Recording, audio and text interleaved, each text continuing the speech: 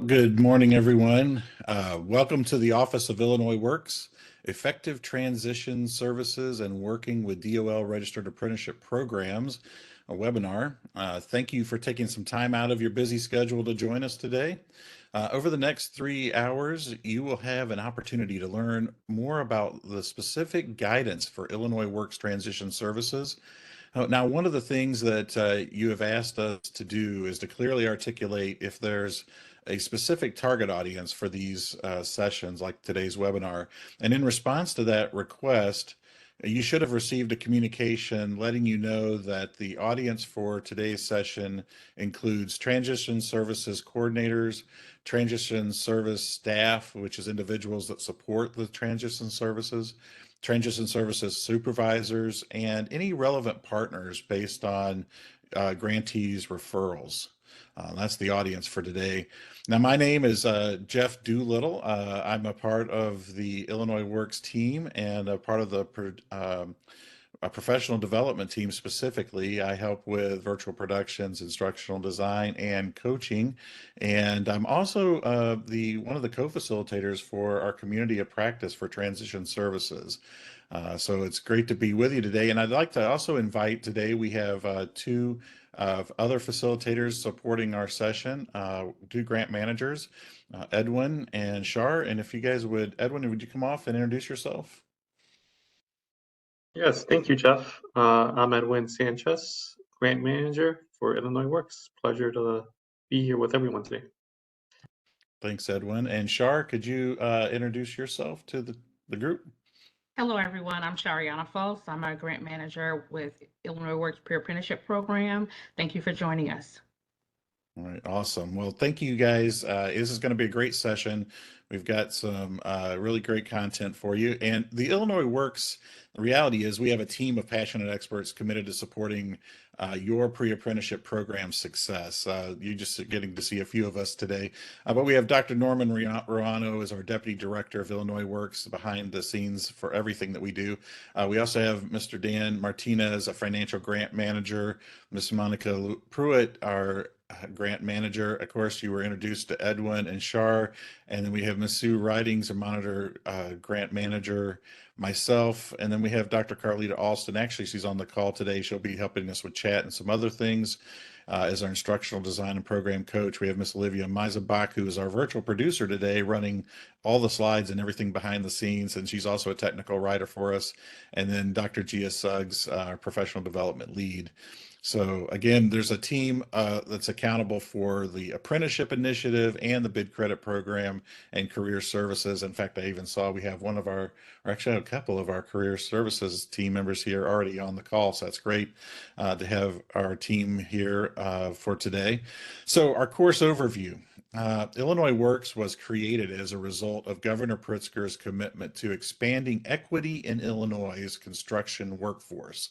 Now, this training is designed to provide grantees with the knowledge, skills, and techniques necessary to deliver effective transition services in alignment with the Illinois Works pre-apprenticeship program best practices.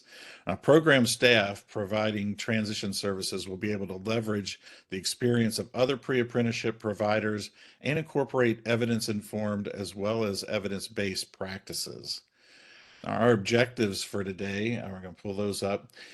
By the end of this training, we want you to be able to describe the role of Illinois Works Job Program Act, list the Illinois Works goals and 3 key programs, describe the Illinois Works pre-apprenticeship life cycle, describe the Illinois Works staff roles for follow-up and transition services, explain the 4 end of program status available upon completion, and then list the transition services available through Illinois Works, explain the critical importance of cultivating formal and informal relationships and partnerships, and complete and leverage information from the career services assessments.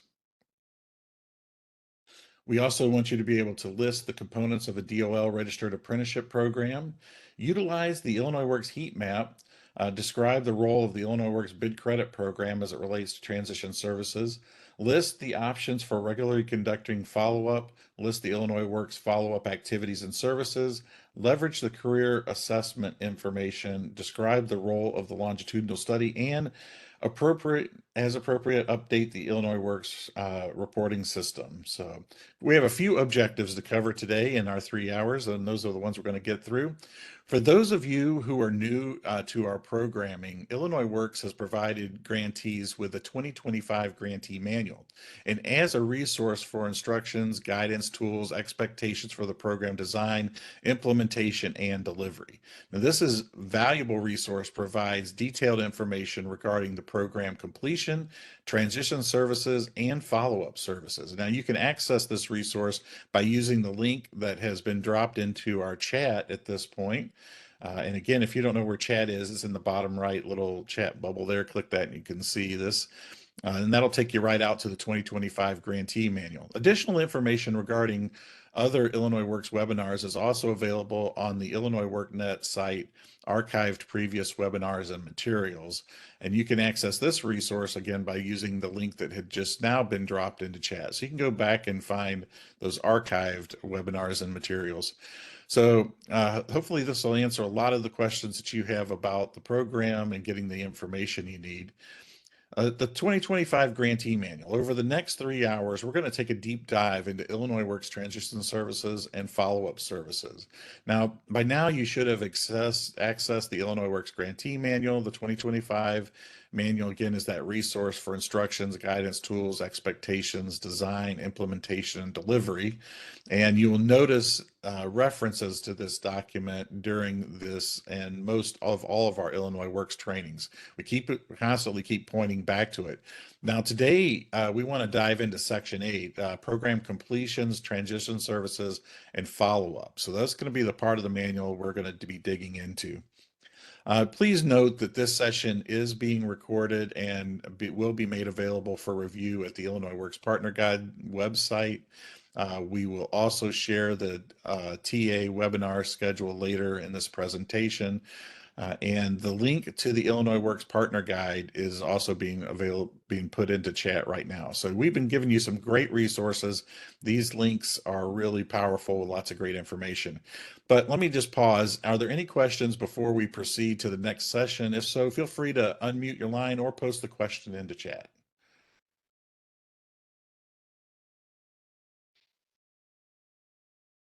There are no questions in the chat, Jeff. All right, thank you, Carlita. All right, well, let's move on to the next session.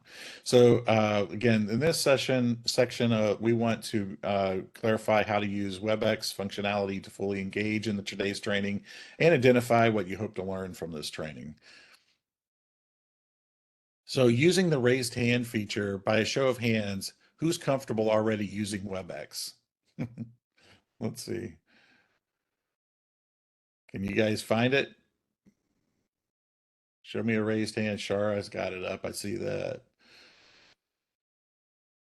Okay, Victor. Oh, got a few of you guys. Oh, there's some though that aren't out there, so I'm wondering. Oh, got a large group. Okay. Still a few of you that haven't got it. So let me go ahead and walk through. In order for you to be fully engaged, I want you to make sure you just know some basic functionality of the system. So there's a mute and unmute access button there in the bottom left. You'll see that the stop start video, there's your own camera. That's what that controls. The raise hand there is further over to the right on the bottom. If you're using a desktop, that's where it is. Emojis, you want to then look to actually right next to it. That's where you could get to for the raised hand. Okay. Chat. There's the further over to the right. It's that little bubble again. That's going to be important for you to keep be able to ask questions as we go. You know, there's lots of great content, and this is an interactive webinar, so we encourage you to post questions into chat as they come up, so you don't forget them. And we won't be using any groups, breakout groups for today, so we won't be using that feature of WebEx. But to help us, you know, facilitate the best experience, we do always encourage you to keep your line muted, and that just keeps down the background noise and introductions to the training. I think we're all pretty accustomed to that with these webinars. The lines, though, you can be unmuted during question and answer sessions. If you prefer just to ask your question live, you can always do that and avoid having to type.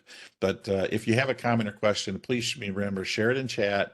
unmute yourself if needed, and we want to make sure we answer your questions. We will try to respond to as many of your comments as possible within the time frame that we have. We should be able to get to everybody's questions. That's always our goal. But now on the bottom right side of your WebEx meeting, if you're using a desktop, you're going to notice a multimedia viewer. If you open that up, there'll be a blue continue button, or maybe you're going to be asked to accept some cookies or access to this external website. But if you accept those things the first time, then it's going to let you into the Mentimeter, where we'll be able to learn a little bit about who we have on the call today. So we're also going to be using Mentimeter throughout today's webinar. So please make sure you can access that. We want everybody to get into Mentimeter. If you're using a phone, you're going to need to log into the website that's being added to, there's a direct link that's been put into the chat. You just click that link on your phone and that'll open it up. Phones or tablets, you have to use that for WebEx. And then you enter the code if you want to use the full the information that was put in menti.com. But the website and code are available for you in the chat, and so you can get into today's. But I want to do introductions, so let's move over to that slide. Using Mentimeter, tell us your name and organization. So this is the introduce yourself in Mentimeter, please.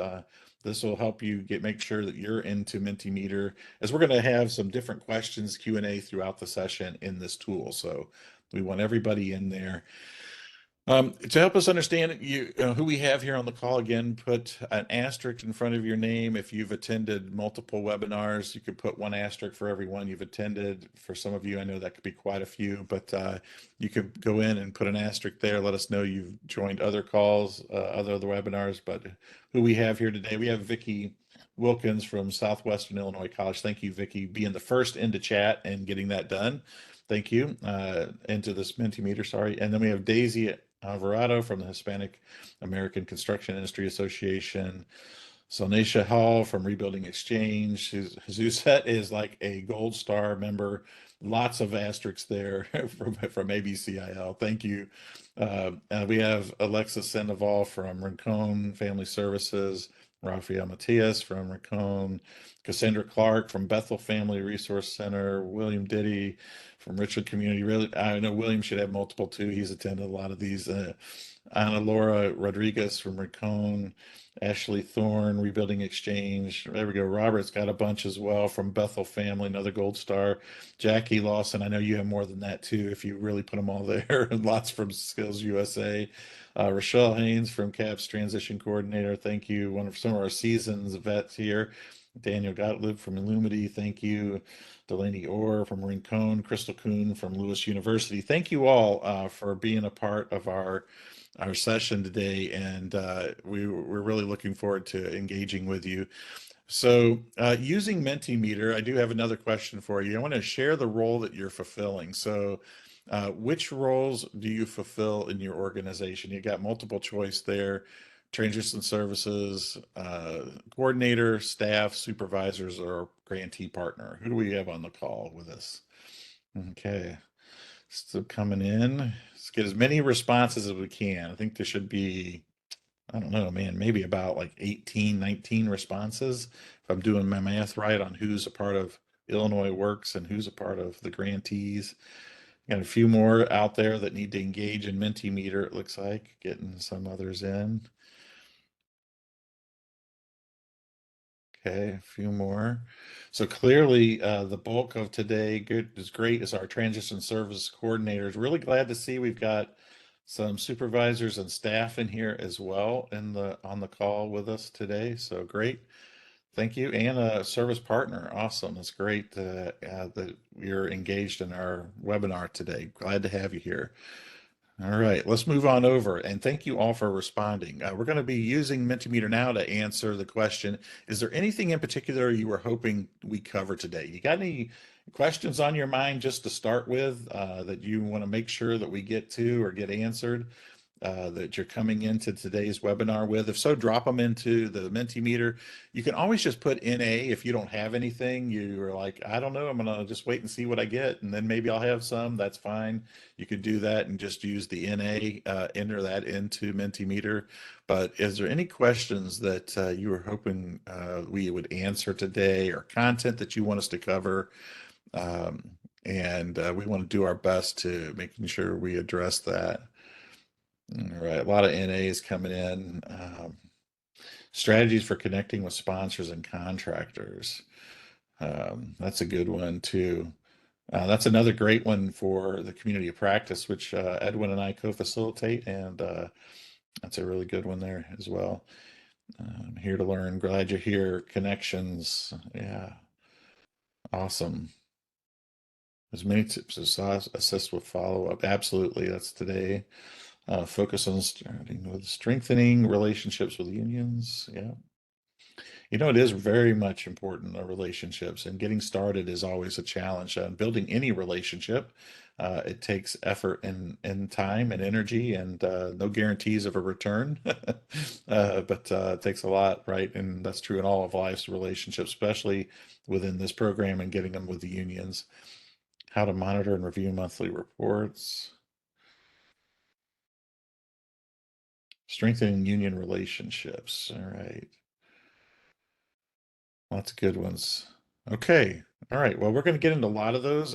If as we go through the program, if you feel we didn't answer something that again you were hoping we could get to, feel free to post it in chat. We'll do a can. Now, not we can't get to every topic that may come up during this session, as its focus is around transition services, but we also want to be a resource for you. And if you do have other, you say time gets away, you don't get your question answered, you don't feel comfortable asking it in the chat or whatever, you always, if you have further comments, feedback, or questions after this training, you can email us. The email address is available for you in the chat now. You can just copy and paste that. You can also reach out to we encourage you to reach out to your grant managers with any questions or comments as well. And your coaches are available for those that have those. So any questions before we proceed to the next session? Have we set this up well?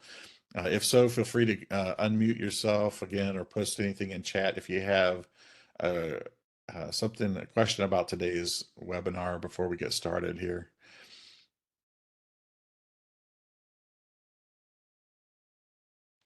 Okay, there are no questions in the chat. Great. I'm glad we've set it up well. We're looking forward to this. Let's dive into it. We're going to have Edwin kick us off here with an introduction to Illinois Works. Thank you, Jeff. So I do see some familiar names on this webinar, but I do see some new names. So for you veterans, this may be just a refresher, so we'll go quickly through this, but for the new people joining us, this will be some great information for you to learn. So by the end of this section, you'll be able to describe the role of Illinois Works Job Program Act, list the 3 Illinois Work key programs, articulate the Illinois Works equity focus, list the Illinois Work goals, explain the role of the pre-apprenticeship lifecycle, and explain the relationship between DIBE and the Illinois Work core values.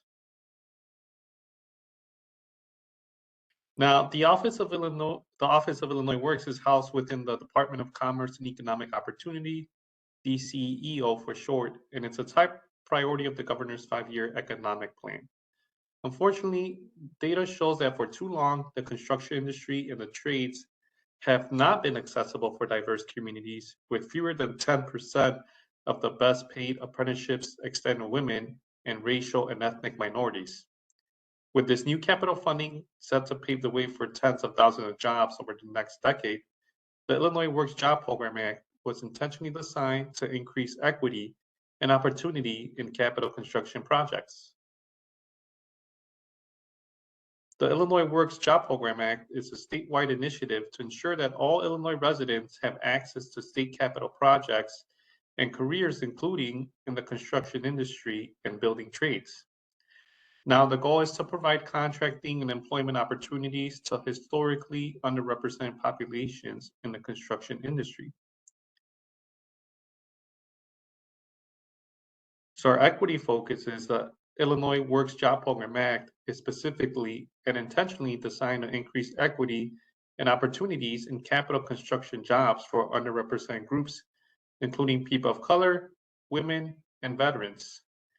Equity along with diversity, belonging, and inclusion tie with the Illinois Works pre-apprenticeship program's core values and requirements together. Now, there is a resource on Table 6, Equity, what you can do on page 44 in the 2025 Grantee Manual for more information about that. Now, the Illinois Works is a unique model. The model does include, unique and innovative model includes job demand, talent pipeline, and incentives to hire and retain. Now, typically, workforce development models have one or perhaps even of these two key components.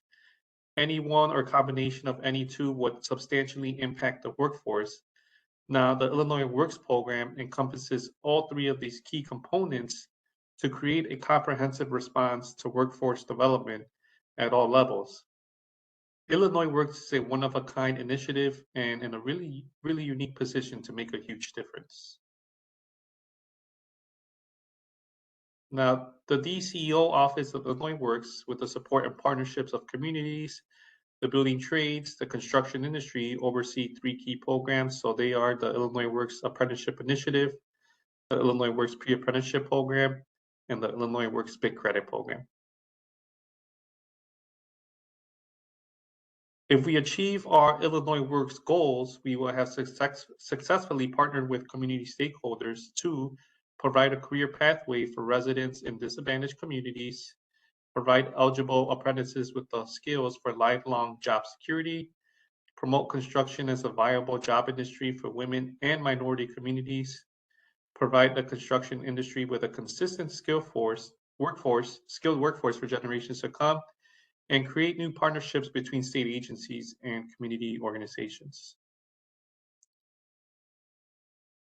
Now, the Illinois Works Pre-Apprentice Program requirements are organized in pre-apprentice life cycle. Those who attended one of the 2025 grantee manuals, this graphic should look familiar to you. The pre-apprentice life cycle outlines the steps that participants take as they move through the pre-apprenticeship program. It tracks participants' progress from the initial program outreach to the post-transition follow-up.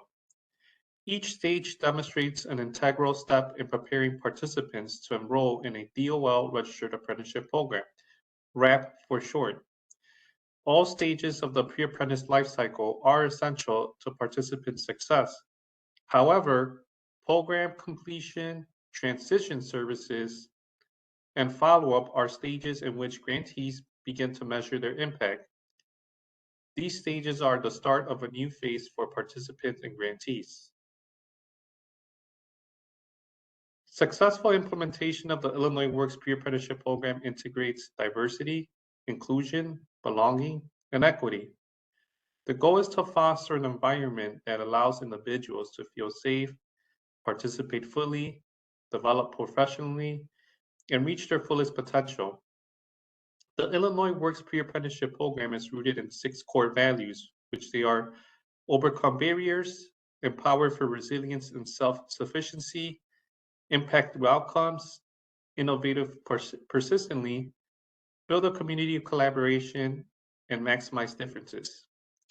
These values are a foundation of Illinois Works program design and run through all stages of the pre-apprentice lifecycle, including completion, transition services, and follow-up. Diversity, inclusion, belonging, and equity join all 6 of the Illinois Works core values together and are woven into all the program requirements. Program design and implementation should focus on how participants will complete the program successfully, but also on teaching participants long-term skills that will allow them to build resilience, become self-sufficient so that they can secure a sustainable long-term career post-transition. Now, I know that was a lot of information real fast, so are there any questions before we proceed to the next section? If so, feel free to unmute your line or post your question in the chat. Okay, Edwin, there are no questions in the chat. Thank you, Carlita. So if there are no questions, I'll hand it over to my colleague Shar to go over the next section. Thank you, Edwin.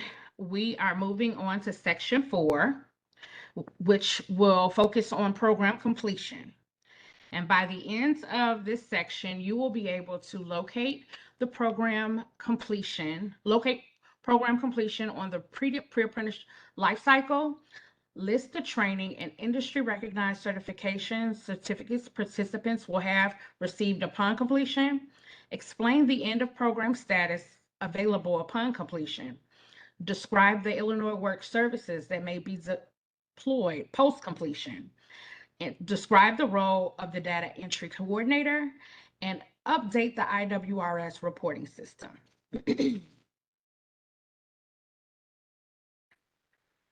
Are there any questions regarding the content that will be covered during section 4?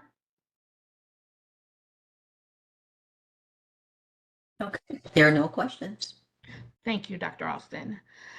As previously shared, the pre-apprentice life cycle outlines the steps that participants take as they move through the pre-apprenticeship program. It tracks participants' progress from the initial program outreach to the post-transition follow-up. Each stage demonstrates an integral step in preparing participants to enroll in a DOL registered apprenticeship program, or RAP. Program completion is step number 7 on the pre-apprentice life cycle. If any of you have attended any of the webinars for the 2025 Grantee Manual, this graphic should look familiar.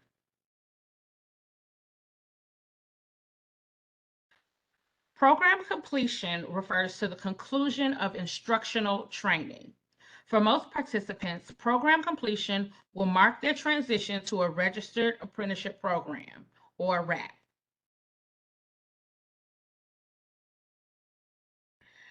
By the conclusion of instruction, participants should have received several industry-recognized certifications and trainings, which include NCCER Core, MC3 or ICCB certificate, OSHA 10 construction, first aid CPR, employability skills, and test taking skills. Some programs offer additional content considerations such as forklift safety, flagger certification, scaffold safety awareness, etc. This is relevant to specific needs of the grantee's target audiences. Additional certifications, training requirements, and considerations are available to learners on page 122 of the 2025 Grantee Manual.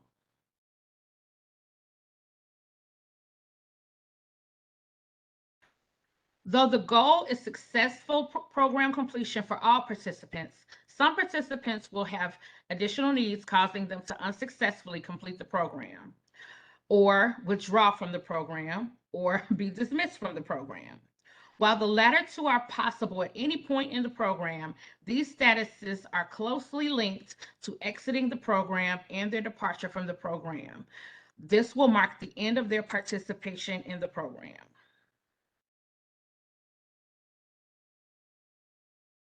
There are 3 outcomes available for participants. Completion, which occurs when the participant has met all program requirements. Some may refer to this as a program graduation. This marks the participant's completion of classroom, construction lab, worksite training, and recognizes their attainment of the required certifications. While not required, some grantees may opt to host a celebratory ceremony or offer additional certificates of completion. The next possibility is incomplete due to withdrawal. Some participants may choose to withdraw from the program. Before participant withdrawal is finalized, the Student Support Services Coordinator should meet with the participant one-on-one to determine if there are any wraparound support services that can be offered to keep the participant from withdrawing. In some circumstances, additional support may help the participant change their decision to withdraw. However, that is not always possible, and grantees should seek to maintain a positive relationship with the participant regardless of the participant's final decision.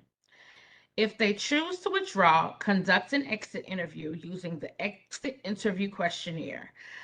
This is an opportunity to gain an evaluation of the program overall, key components, and seek participant feedback. Ask the participant if follow-up contacts would be welcome. There may be a future opportunity to engage them later.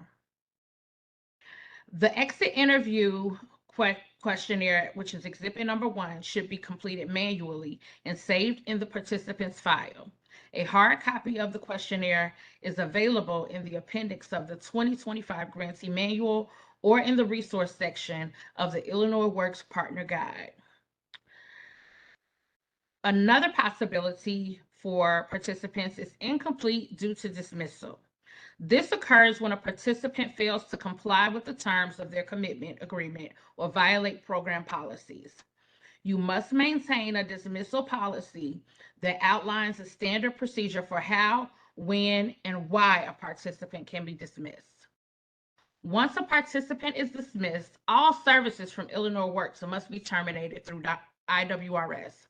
A copy of the dismissal letter must be saved in the participant's file and uploaded into IWRS. Again, program completion refers to the conclusion of instructional training and the continued implementation of transition services. Each of the above statuses requires support, student support services, wraparound services, and/or transition services up to the point of the participant leaving the program.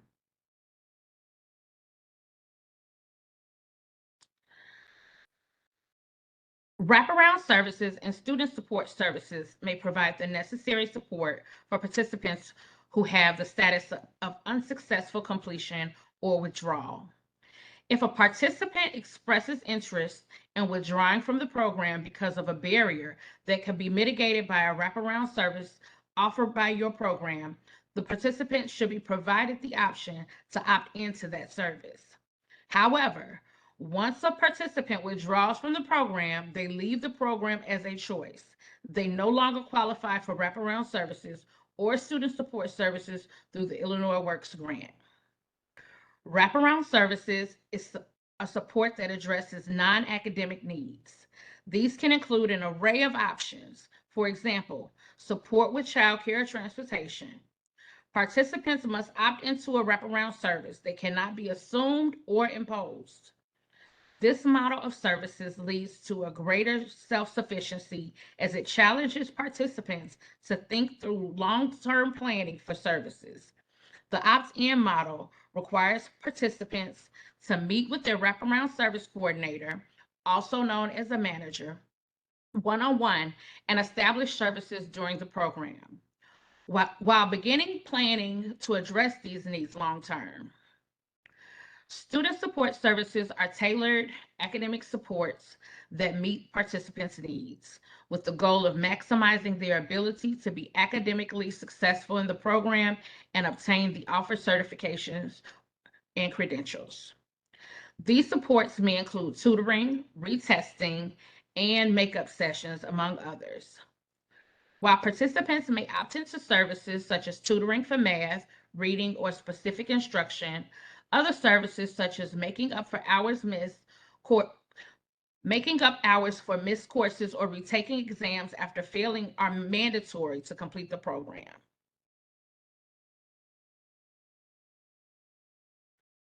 Each program should have a data entry coordinator.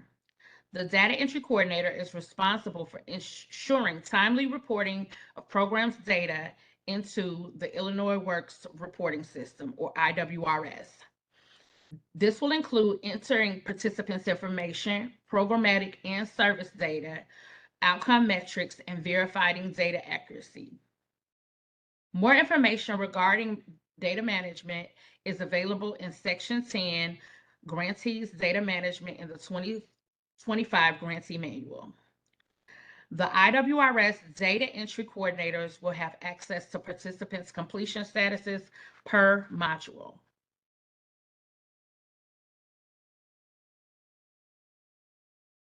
Your organization's IWRS data entry coordinators will be able to provide information regarding your participants' completion status for each of your program modules. Only participants that have successfully completed all required modules and met required attendance and post-assessment metrics can be considered to successfully complete the full program.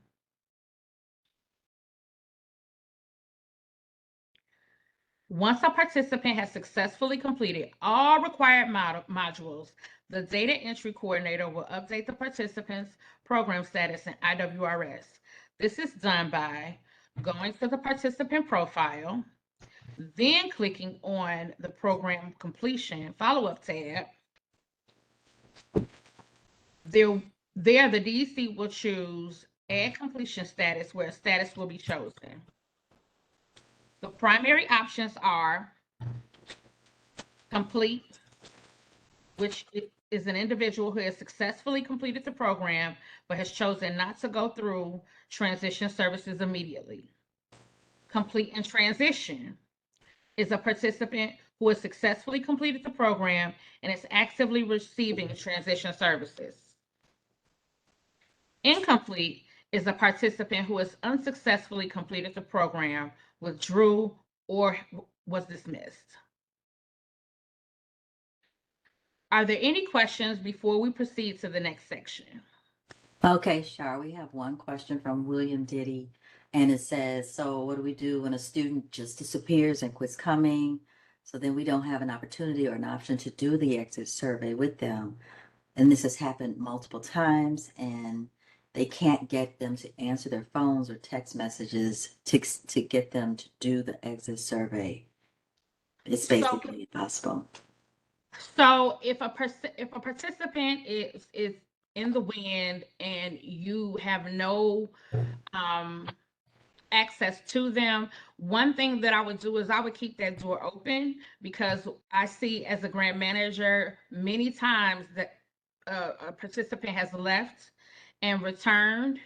So that is an option. I know that this isn't a part of this section, but whoever your grant manager is, maybe talk about some ways to keep contact with your participant. One suggestion that I have seen is for each cohort, they set up not like a group chat, but like a group me or something like that, where everybody is in there. And with that type of community, sometimes even if you can't contact the participant, someone in the group can. So building that community within your cohorts is something that could assist with that. I hope that was helpful. And did I answer your question? Okay. Thank you. And he says, I'm good, thank you. Okay, but I see a hand raised.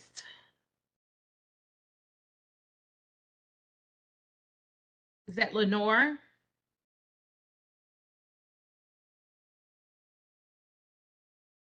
Did you have a question? Leonora? Okay. There is one clarifying question in the chat. Nora said that was a mistake. Okay. But from Zanetta Hall, she says, when you say keep them open, meaning not changing their status, can you clarify that for her?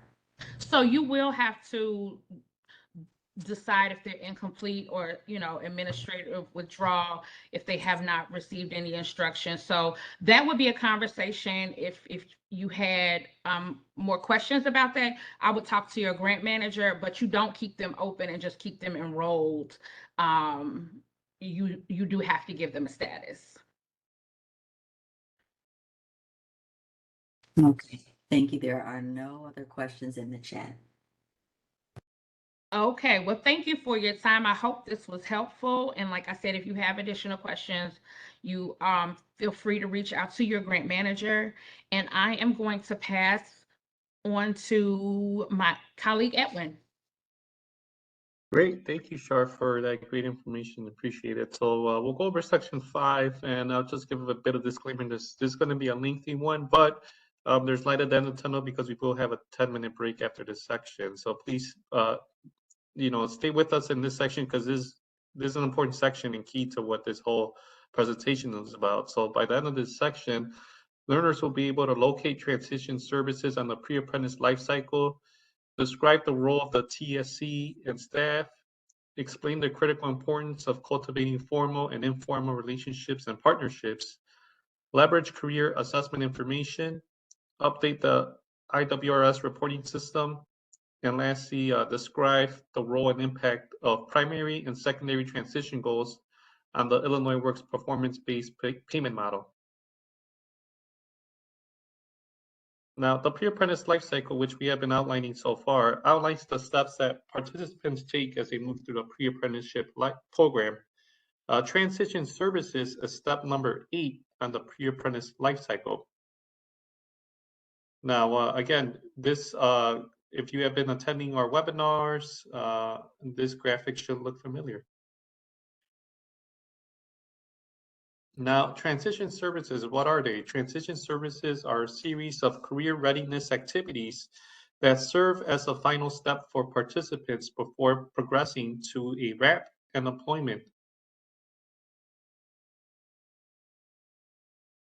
And the transition service coordinator is responsible for ensuring the career assessments are completed and individualized career plans are created in coordination with other program staff, including the creation of resumes and the delivery of career services such as mock interviews and assistance with completing apprenticeship applications, among others.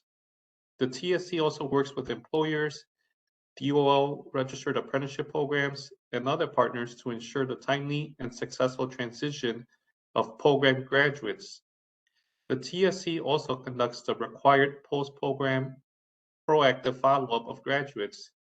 Now, new for 2025, programs over $350,000 in funding are required to have a full-time transition service coordinator, and those grantees under $350,000 are to have a half-time transition service coordinator. Now, this is not a required title. The goal is to ensure that the roles, responsibilities are fulfilled. And you can find additional information about the program roles on page 54 through 55 in the 2025 grantee manual. Also, Section 8, Program Completion, Transition, and Follow-up in the 2025 grantee manual provides detailed information on the requirements for a transition service coordinator. Now, the success of pre-apprentice program graduates requires a strong transition component, including designated staff responsible for building relationships with employers and registered apprenticeship programs. Transition service coordinators are accountable for transition and follow-up services for graduates.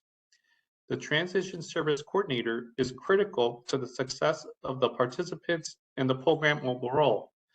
TSCs should be dedicating time during the early stages of the pre-apprentice life cycle to building relationship with partners.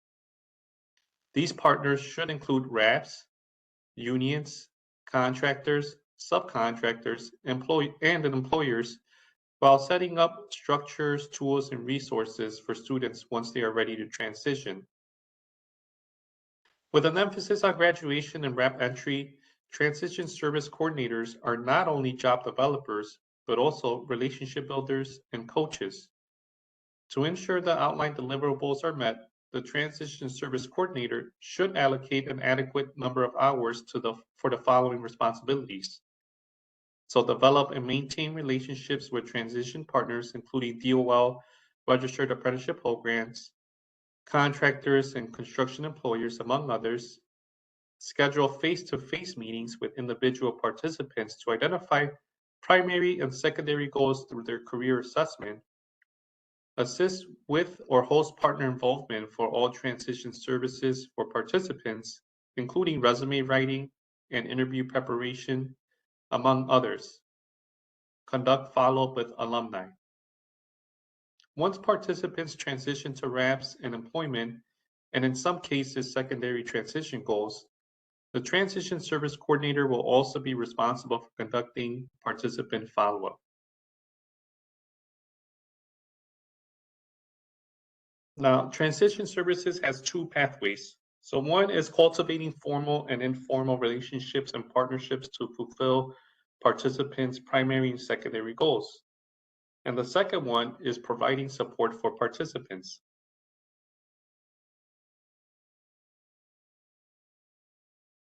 So let us start with cultivating formal and informal relationships. So successful implementation of transition services requires the transition service coordinator to continuously cultivate formal and informal relationships and partnerships. This is akin to the saying, make your friends before you need them. What should you be doing while you're programming and training cohort participants? They are developing processes and systems for transition services, identifying and developing relationships for referrals, cultivating partnerships with a formal memorandum of understanding, or MOU, known for short. Illinois Works will provide you with tools and resources to support your success. However, creating those critical relationships and partnerships will be up to you. Now, using Mentimeter, and again, you may have a pop-up to accept cookies, and you'll be, telling you, WebEx will prompt you that you're going to external website. So we're going to use Mentimeter now.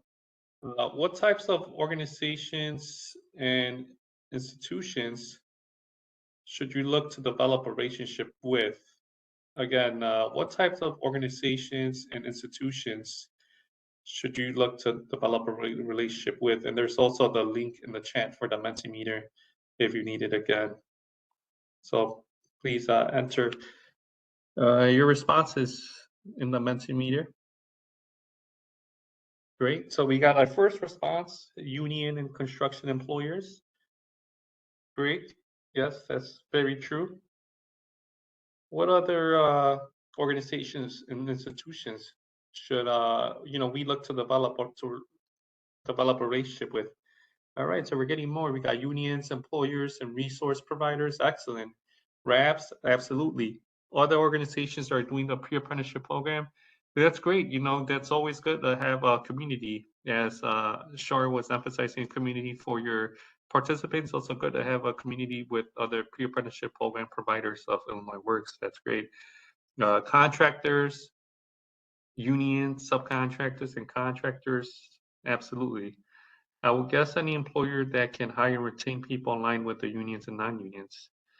Okay, that's great. So it looks like another contractor, or maybe some contractor based on that. Unions, other nonprofits, U.S. probations, community-based organizations, all great responses. Signatory contractors, typed in wrong area first. No worries. All right, so it looks like we got some great responses here. Thank you all for participating. So nice job on that.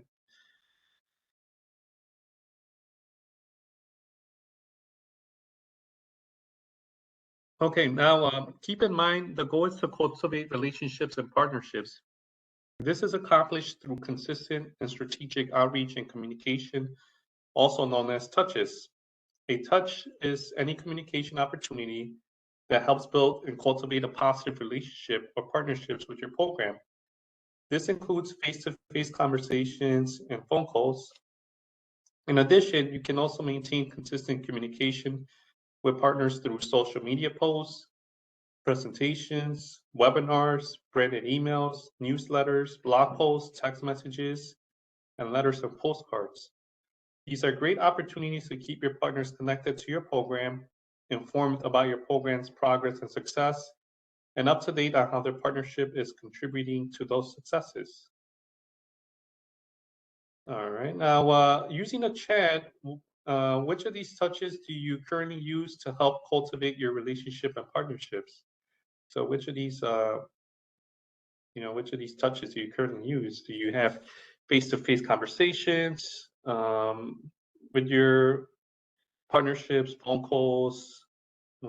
Maybe you do all of these or some.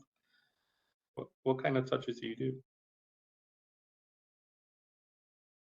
All right, so I'm going to read the chat. So we have thank you, Daisy, signatory contractors.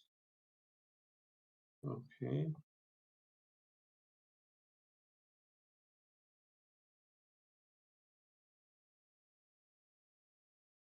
So are there anyone wants to share what types of communication touches as we're discussing to cultivate your relationships? Maybe social media. That seems to be really big nowadays. Now we can move to the next slide, Olivia. Oh, someone said virtual meetings.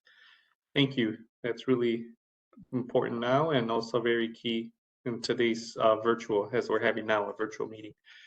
All right, so now we'll move to the. This is William Diddy. I couldn't get my Mentimeter to work, but staying in close contact with your local building trades councils always a good option to have too, and they're good to have in your back pocket.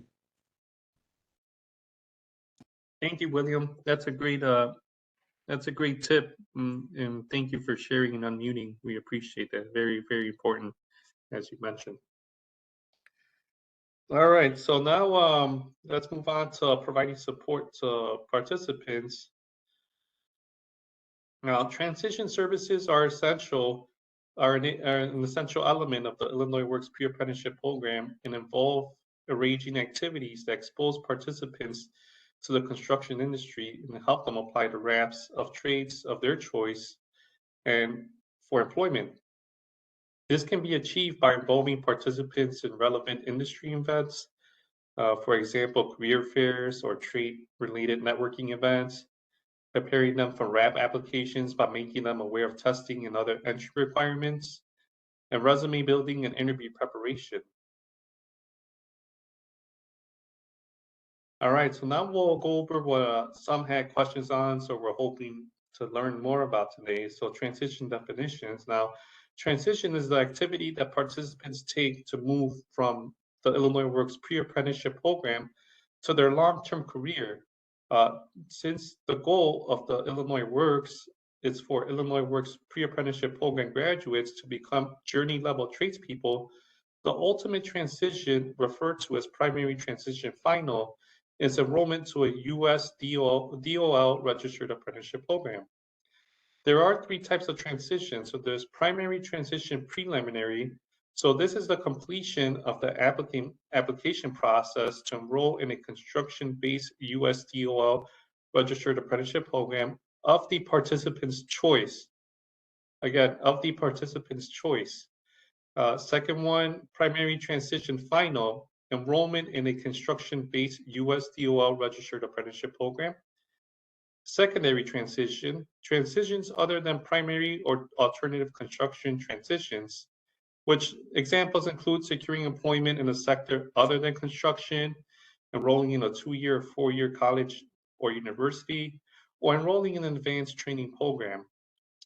And lastly, we do have alternative transition, which is when participants do not enter a DOL wrap, but secure employment in construction, in the utilities, or another construction-related position. Preparing students is, I'm sorry. All right.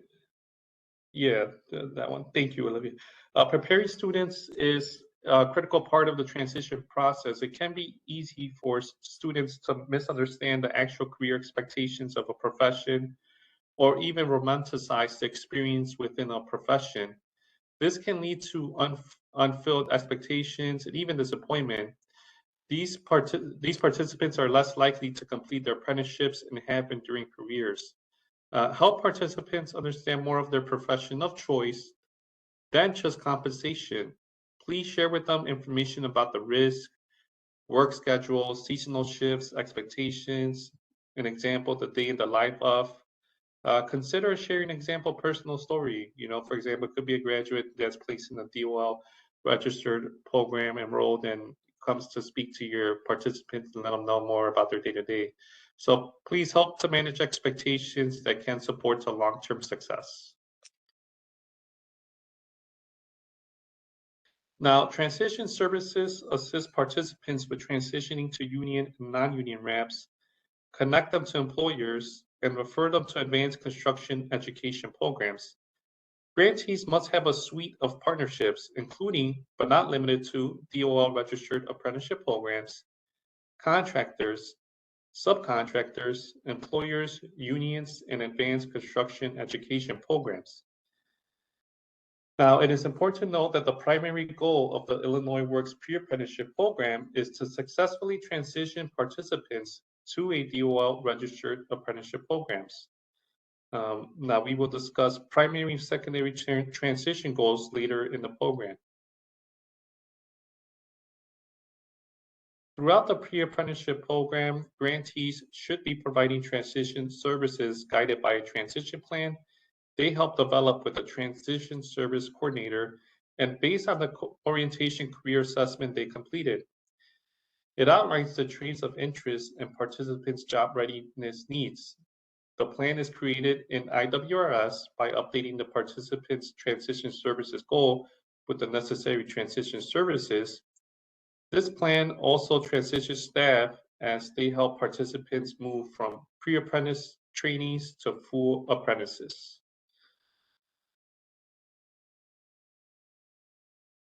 Now, here we have the orientation career assessment. To see a copy of the career assessment, please refer to the appendix of the 2025 grantee manual, Exhibit 5, Orientation Career Assessment.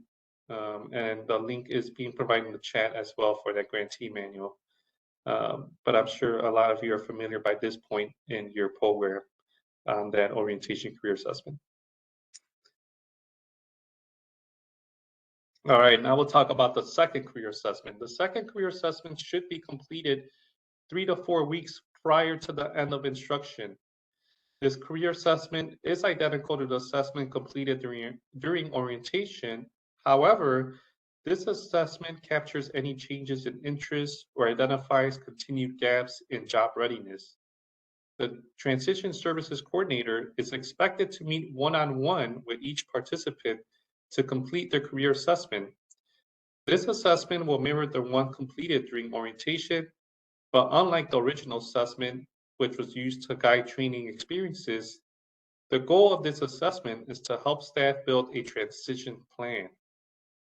Additionally, the second assessment will be completed directly in IWRS on the intake/referral screen during the one-on-one meeting with the participant. And please refer to the partner guide for detailed information regarding the completion of this form in IWRS.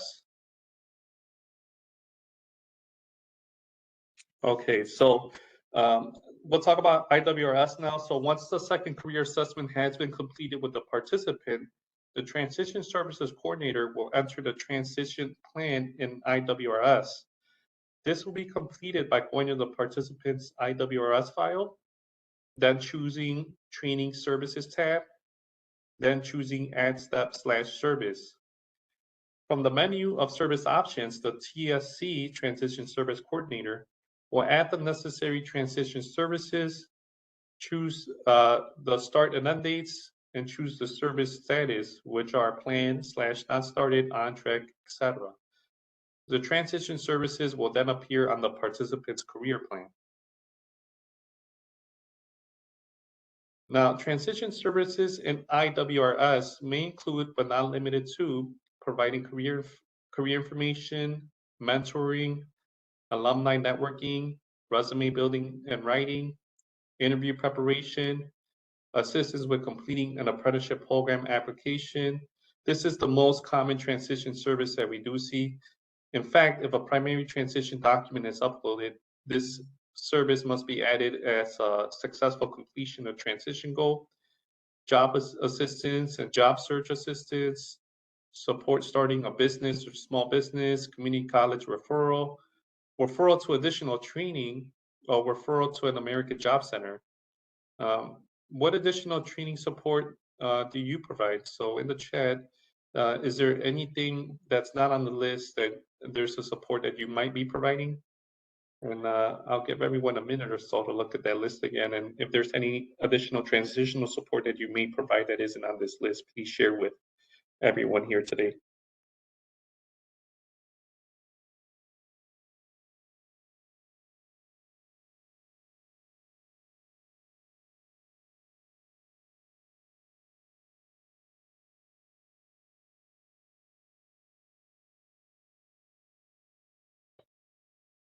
There is one from Nora, financial support information. Okay, thank you for sharing. So by that, I'm assuming financial literacy. Is that correct?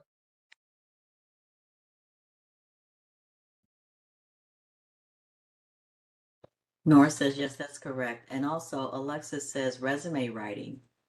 Okay, that's great. Now financial literacy, we consider that to be more of a wraparound service, but um, that is a great support to provide. And resume writing, that's excellent.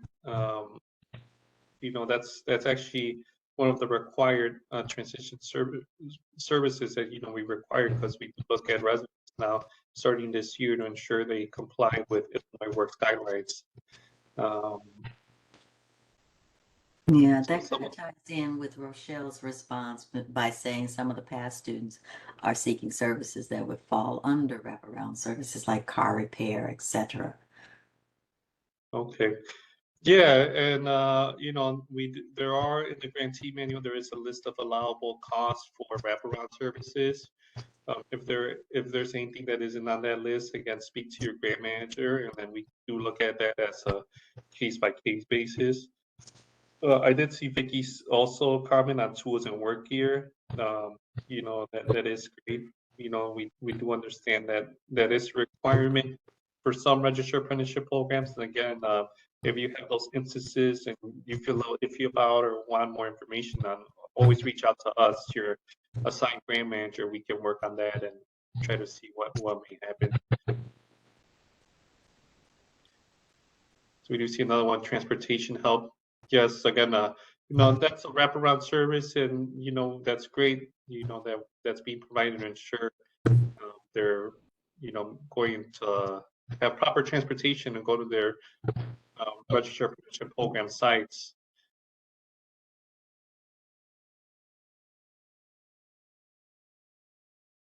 I did see another one with assisting with the union application and preparation. Yes, very key.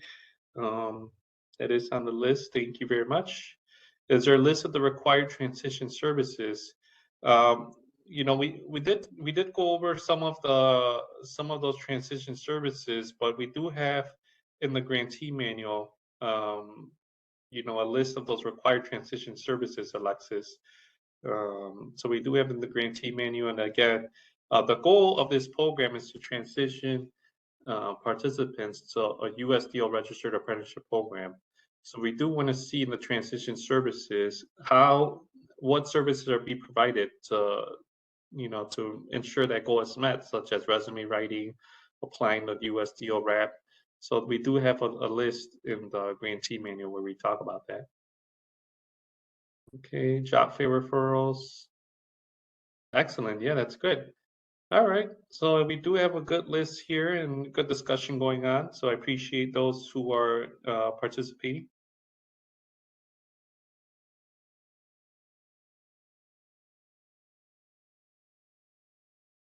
All right.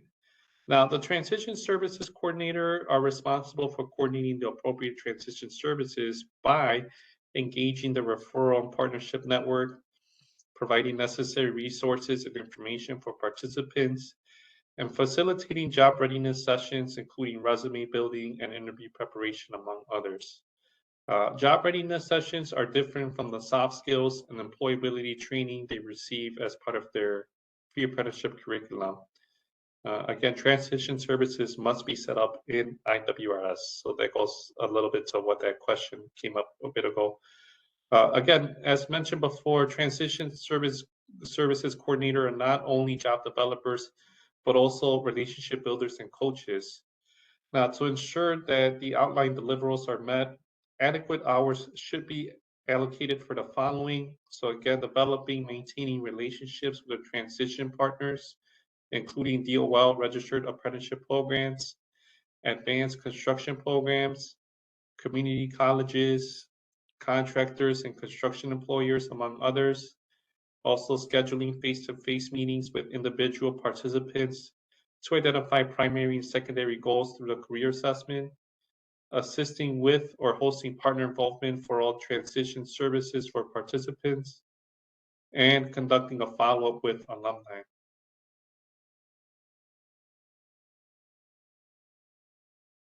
Now, transition services coordinators have a significant influence on helping programs achieve the primary transition goal of enrolling participants into a DOL registered apprenticeship program. So by the end of the contract period, your program is expected to meet the following deliverables as outlined in your organization's grantee agreement. At least 85% of participants, based on the grantee's enrollment goal, must successfully complete the program, which includes the securing of certifications and certificates, and at least 70% of participants, based on the grantee's enrollment goal, must transition to a DOL registered apprenticeship program. Again, all outcomes measures are based on your program's agreement and specific participant metrics. Once participants transition to RAPS, or in some cases, a secondary transition goal, the Transition Services Coordinator will also be responsible for conducting participant follow-up, which we'll be discussing in a few moments. Before we move to the next stage, let's discuss transition goals. Now, the primary transition goal is acceptance into DOL registered apprenticeship program. This can occur in two ways. So one is direct acceptance into DOL RAP through an application. For some DOL RAPs, the only way to get in is through application. They do not accept sponsorship. And the second one is employer sponsorship while enrolled in a DOL registered apprenticeship program. This involves being hired by a contractor or subcontractor who will sponsor the individual to gain acceptance into a building trades union and into that union's RAP or sponsorship in a non-union RAP. We also have the alternative construction transition, and we call it ACT sometimes for short. The ACT is awarded when participants do not enter a DOL RAP, but secure permanent employment in construction, in the utilities, or other construction-related positions. The alternative construction is not again, the alternative construction transition is not a primary goal of the Illinois Works Pre-Apprenticeship Program, but does provide primary compliance credit as well as a slightly higher financial credit than the secondary transition goals. Documentation of alternative construction transition must show final verification, which means it must show that the participant has secured employment, not that they apply for the employment. And secondary transition goals include employment in an alternative industry, enrolled in a college, including community college, enrolled in another training program, ideally an advanced program. Now, for secondary transition goals, programs must provide documentation that shows final verification. This means providing documentation of job acceptance or attendance in an alternative training program, among others. Again, documentation of application is insufficient for a secondary transition. It's important to note that an individual can be initially listed as secondary or alternative construction transition goal and then change to a primary goal at a later time. We will discuss how to change these statuses in IWRS during the discussion on follow-up services later in this training. So we'll do a case scenario activity now. So let's discuss this case scenario here.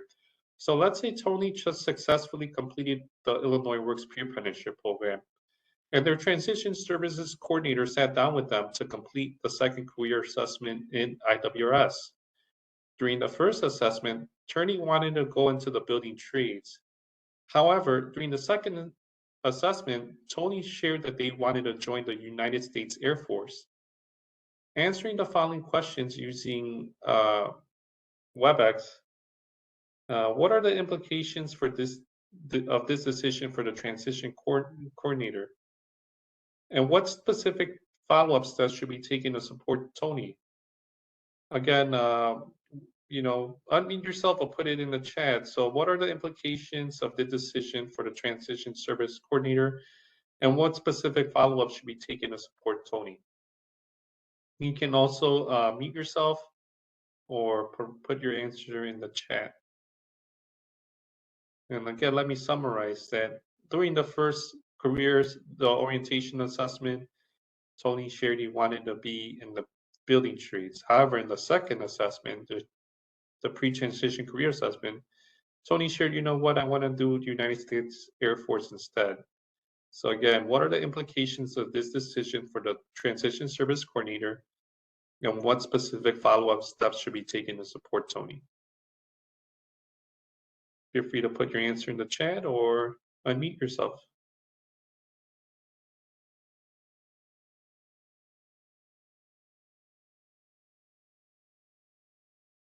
Hi, good morning. This is Vicky from Southwestern Illinois College. I figured it would be easier to do this than to try to type it all.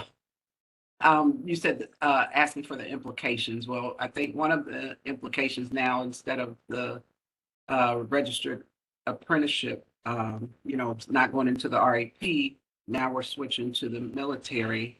And I think some of the things we need to do is make sure we're noting that in the file, connecting that participant to a military recruiter and following through to make sure that he does get, if that's the pathway, that he really does get into the military, and then we document that in the system as well as as he completes that and gets on that pathway.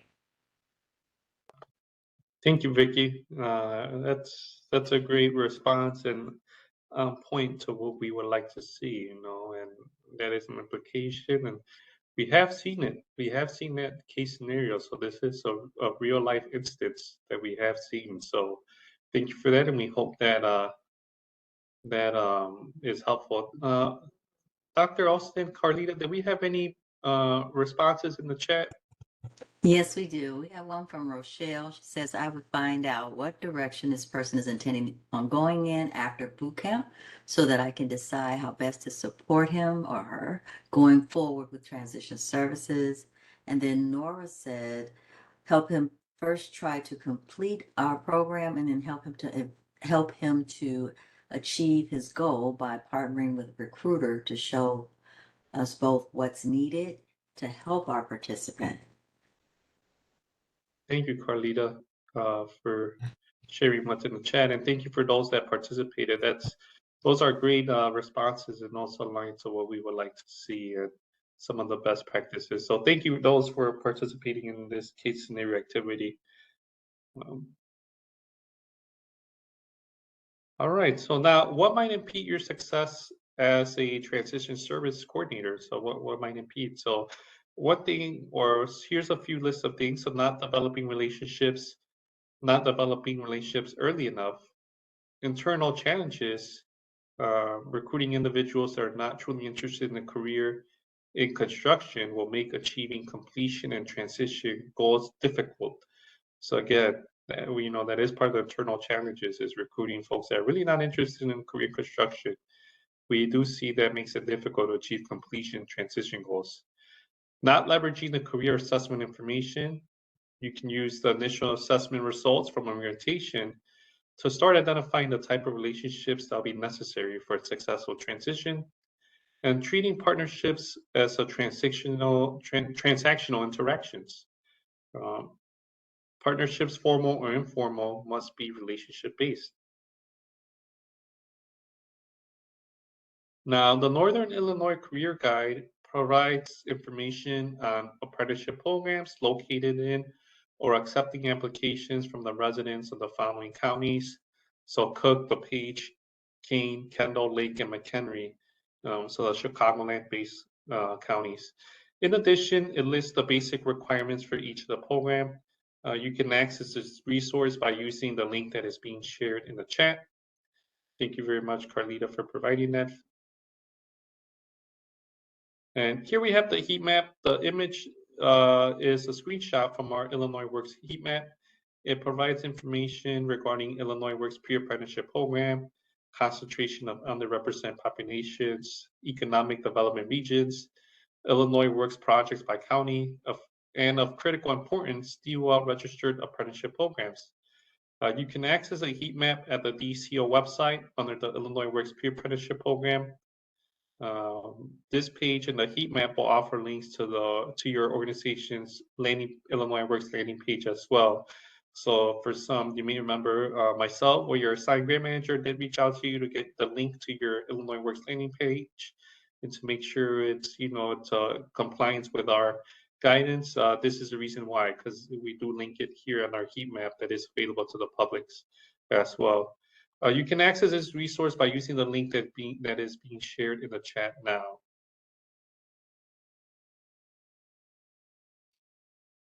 Illinois Works Peer Apprenticeship Program runs on a performance payment model. This means that expense reimbursement is directly related to tangible results that programs produce. These are 4 metrics that are linked to organizations' funding, including enrollment, completion, transition, and closeout reports.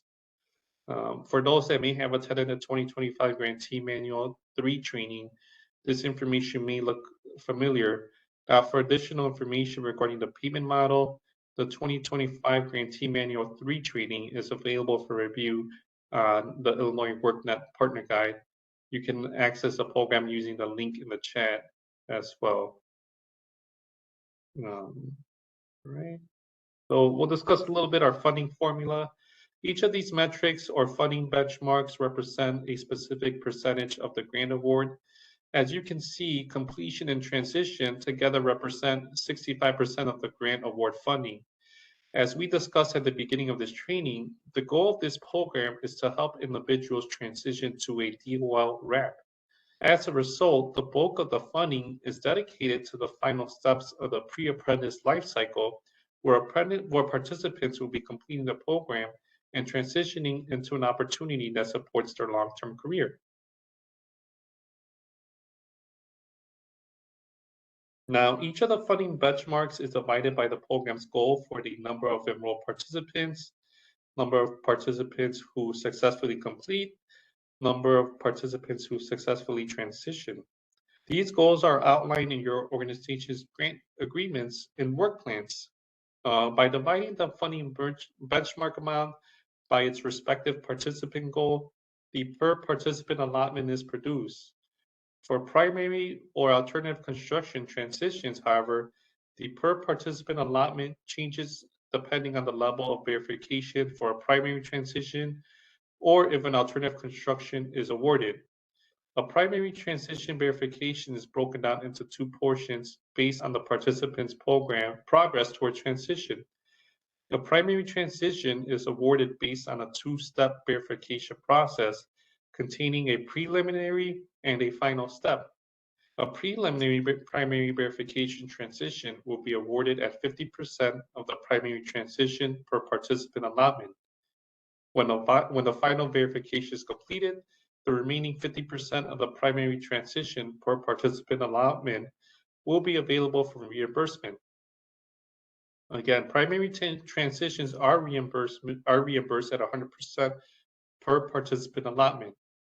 Alternative construction transitions are reimbursed at 70% per participant allotment. And secondary transitions are reimbursed at 50% of the primary transitions per participant allotment. Let's look at an example here.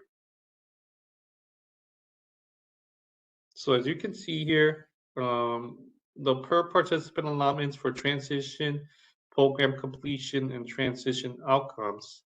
It's important to note that the transition benchmark has 2 per participant allotment. One is for primary transition goal and the other is for secondary transition goal. The primary transition is further segmented into the primary transition preliminary and primary transition final. Table 27 meets and exceeds some outcomes as well as additional details regarding the payment model are available on page 203 in the 2025 Grantee Manual. So we do go into more detail on that page and section of the Grantee Manual. All right, now we have outlined how to update participant status. In addition, we will discuss how to add in transition goals during the follow-up section of this training. It is only through those updates that Illinois Works can determine the correct per participant allotment and funding reimbursement level for your organization. Again, as we always state in almost every session, if it is not in IWRS, it did not happen. For more information, you can refer to section 11, finance records and reports in the 2025 Grantee Manual. All right. I know we went through a lot of information this section, and I do have. Yeah, go ahead, Carly. There are no questions in the chat. No questions in chat. Okay. So with that being said, if anyone does have any additional questions, we're going to take a 10-minute break. And in 10 minutes, we will return back. So please be back in 10 minutes promptly. We appreciate it.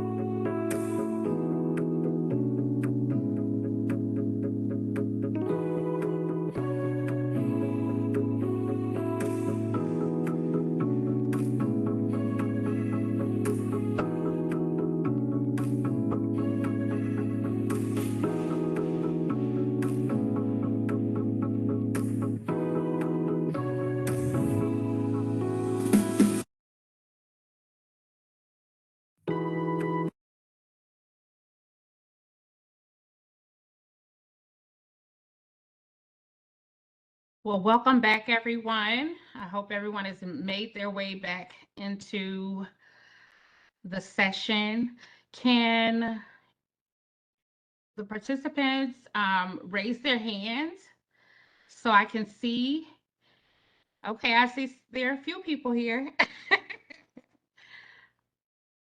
Okay.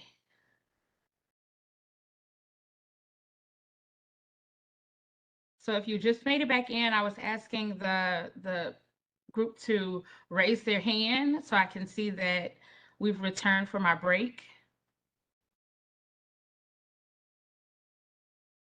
Okay. All right, so we're going into section 6. I know this is a lot of information, but it's really great information. And the good thing is you'll be able to come back to it when the recording is placed on the website. So in section 6, we're going to talk about DOL registered apprenticeship programs. And by the end of this section, you will be able to list the components of a DOL registered apprenticeship program, compare union versus non-union Department of Labor registered apprenticeship program. Describe the role of the Illinois Works bid credit program as it relates to transition services, and describe the role of the Illinois Works career services team.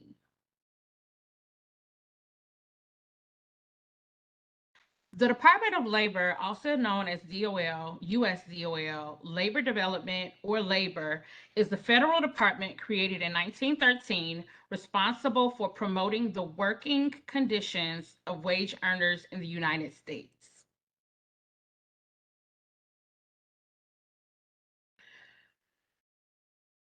RAP is an apprenticeship program that includes 5 core components, which is the registered apprenticeship program. One is employer involvement. The apprentice must be employed. Structured on-the-job learning with mentors. Related training and instruction. This can be in a classroom, conference room, or online. Rewards for skill gains. As the apprentice learns more, they're paid more.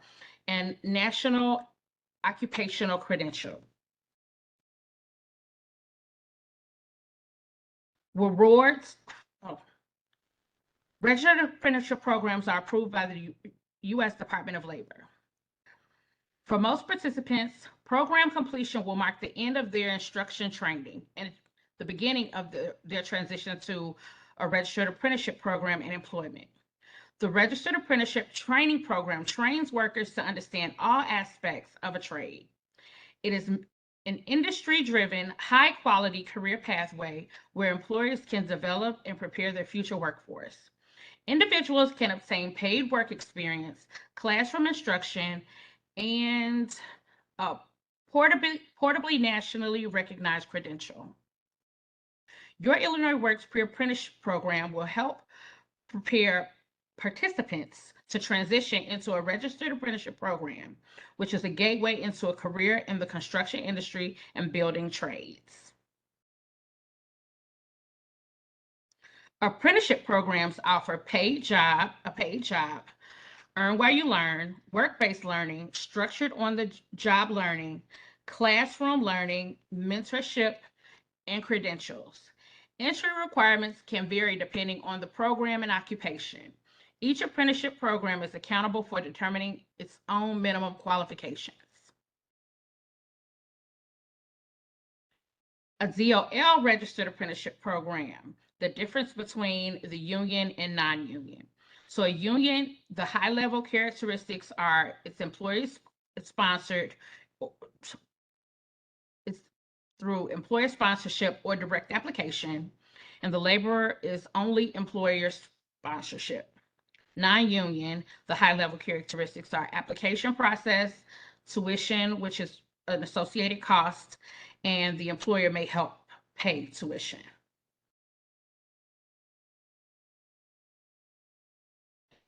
The Union DOL Registered Apprenticeship Program. Although requirements can vary depending on the program and occupation, general requirements often include but may not be limited to the following. Applicants must be at least 18 years old, present a birth certificate, must provide a photo ID, have original Social Security card, have a high school diploma or GED certificate. They have to have reliable transportation, be able to speak, read, and write the English language, pass a drug screening, pass a physical exam, be a legal resident of the United States, reside in the local union jurisdiction, take and pass a general aptitude test, take and pass an oral interview, pay a non-refundable application fee. A program is usually 4 years of on-the-job training, supplemented by hours of classroom instruction. Costs are generally covered by the employer. There are typically no tuition and fees for these programs. Now let's talk about the non-union DOL registered apprenticeship program. Although requirements, once again, can vary depending on the program and occupation, general requirements often include, but may not be limited to, the following: be at least 18 years old, have a high school diploma or GED, have a valid driver's license and transportation, pass an aptitude test, pass a drug test, be able to speak and understand the English language, take a placement assessment, pay a non-refundable application fee. A program is usually 3 to 4 years of on-the-job training, supplemented by classroom instruction. Tuition can range between $9,000 and $13,000. All, a portion, or none of the tuition and fees may be covered by the employer. For union and non-union registered apprenticeship programs, these requirements may vary. So they should make sure to check. So make sure that the requirements for each registered apprenticeship program are clear. So we're going to have a case scenario activity. If TSC assisted Marissa, a recent graduate from your pre-apprenticeship program, with the apprenticeship and application process, the registered apprenticeship program informed her, given the number of applicants, she would be waitlisted. Maria felt as though being waitlisted was the same as being rejected. In the WebEx chat, answer the following questions. What are the implications of this decision for the TSC? And the TSC is the Transition Service Coordinator.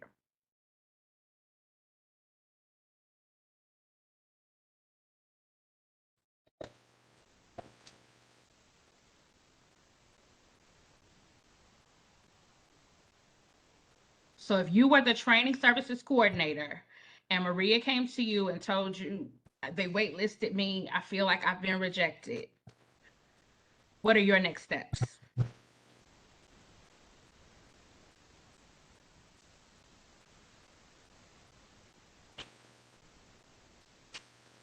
Hi, hello. My name is Hello. Ashley Thorne. I'm from Rebuild Exchange. Okay. The best thing I would tell her is don't give up. What's the next one? What's your next option? And to keep moving forward. We'll apply for the next one and just wait. Okay, that's good.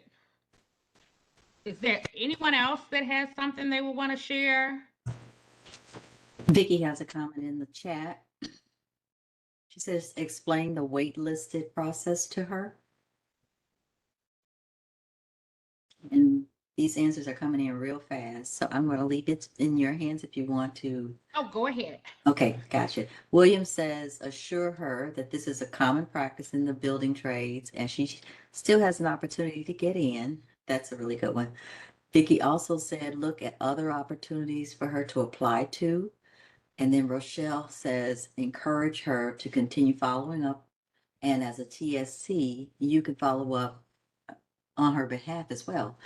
I would also encourage her to apply to other trades too. And then Nora says, we would explain what waitlist means and then have a conversation with the union to help explain to her what that means. Thank you guys for participating. Those are all great answers. So I like that we're explaining the waitlist process because, you know, we want to make sure that she understands because this could happen again. I love that we're talking about other employment options for her. This is not it's not a one and done. There are other things that you can do in the interim.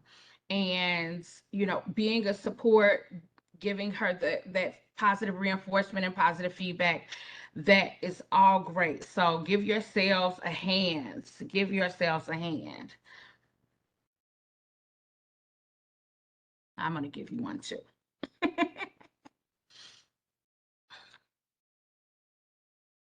Okay.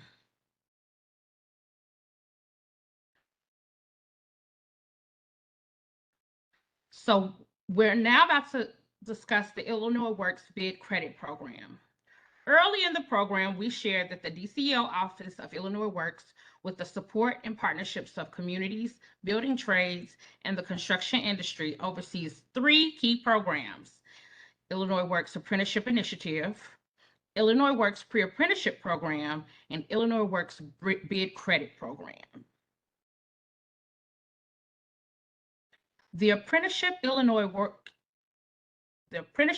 Works Initiative creates the demand for jobs. The Illinois Works Pre-Apprenticeship Program creates a pipeline of diverse candidates to help respond to that demand. To complete the puzzle, we have created incentives to help ensure that the Illinois Works Pre-Apprenticeship Program graduates are hired and retained by contractors and subcontractors. The Illinois Works Bid Credit Program incentivizes contractors that hire and retain a diverse pool of candidates. It allows contractors and subcontractors to earn bid credits by employing apprentices who have successfully completed the Illinois Works Pre-Apprenticeship Program. Bid credits can be used toward future bids for public works projects contracted by the state of Illinois or an agency of the state. In summary, the Illinois Works Bid Credit Program allows contractors and subcontractors to earn bid credits for use toward future bids for public works projects contracted by the state or an agency of the state. Bid credits can only be earned for employing apprentices who have completed the Illinois Works Pre-Apprenticeship Program, but they can be earned for any project the graduate works on, public or private, union or non-union. The bid credit earning rate for all prevailing wage construction trades is updated annually by DCEO. Contractors and or subcontractors can hire as many Illinois Works pre-apprenticeship graduates as they want, and there is no maximum to the amount of bid credits they can earn. DCEO administers the Illinois Works Bid Credit Bank to track all bid credit transactions. Bid credits can be pooled between multiple contractors and or subcontractors for a single capital funded project, but they will have to have a maximum allowable bid credit amount for each project based on the estimated project cost. The bid program has launched and is a tool to support the transition of Illinois Works pre-apprentice into DOL registered apprenticeship programs. Graduates are bid credit eligible for up to 6 years from the date they are accepted into the DOL registered apprenticeship program or until they become a journey person. If it takes them 3, 4, or 5 years, the contractor will still get the bid credits.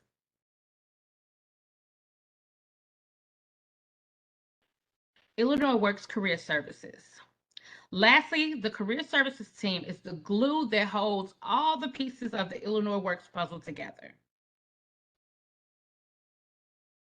Illinois Works recently launched the Career Services team, designed specifically to build relationships with DOL registered apprenticeship programs, directly connect employers and graduates through job matching, create and provide customized lists of graduates, and provide long-term transition support to graduates.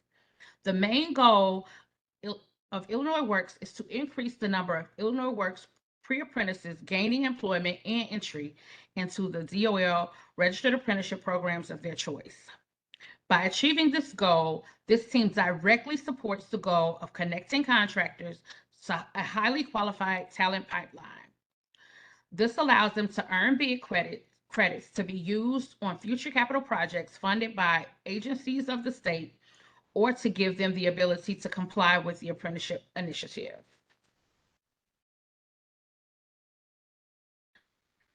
The Illinois Works Career Services team facilitates job matching. The highly effective team works hard to ensure a seamless and efficient process. Contractors only need to submit a job order through the Illinois Works employer form and specify their employment needs. This user-friendly form allows the Illinois Works Career Services team to send a list of Illinois Works graduates that match their job requirements. The job order form is also used by contractors to provide follow-up information about the graduates they might have screened or hired from the list they received. Are there any questions about any of these programs or processes before we proceed to the next section? If so, feel free to unmute your line or post your question in the chat. It looks like we do not have any questions in the chat. Well, thank you for your time, and I'm going to pass this along to my colleague, Edwin. Thank you, Shar. All right, so we'll talk about developing partnerships. We did briefly talk about in the beginning, but we'll dive a little bit more. So by the end of the section, you'll be able to describe the role of partnerships, list potential partners, and explain how an MOU formalizes a partnership.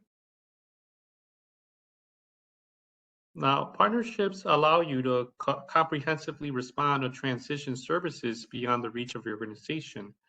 Partners can create bridges that allow you to comprehensively transition participants on your apprenticeship program and achieve their primary goals or secondary goals.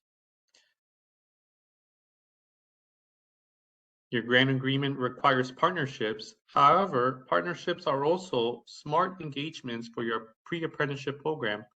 Does your program have partnerships with local workforce areas, local and regional apprenticeship navigators, intermediaries focused on construction, building trades, union groups, community colleges, employers, employer associations, community-based organizations, secondary schools?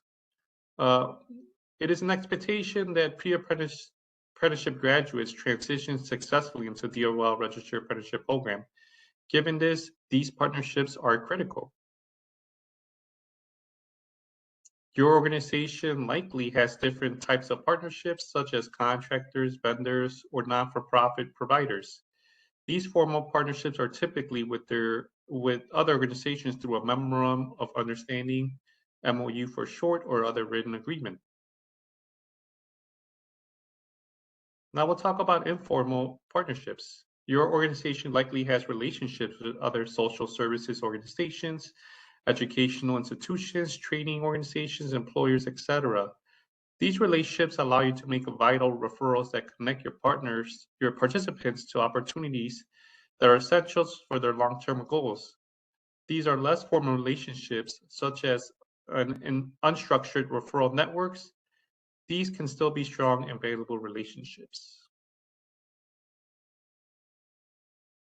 I know that was quick on formal and informal. Any questions on formal and informal, the difference between the two? Feel free to put your question in the chat or unmute yourself.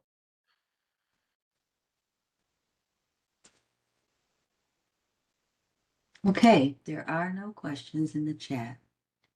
All right, thank you, Carlia. And I'll hand it over to my colleague, Shar, again, to go over the next section. Thank you, Shar. All right, we're about to talk about follow-up services. And by the end of this section, you'll be able to locate follow-up on the pre-apprentice lifecycle, list the options for regularly conducting follow-up, utilize the Illinois Works follow-up questions, you list the Illinois Works follow-up activities and services, leverage career assessment information, update the IWRS reporting system, and describe the role of the longitudinal study.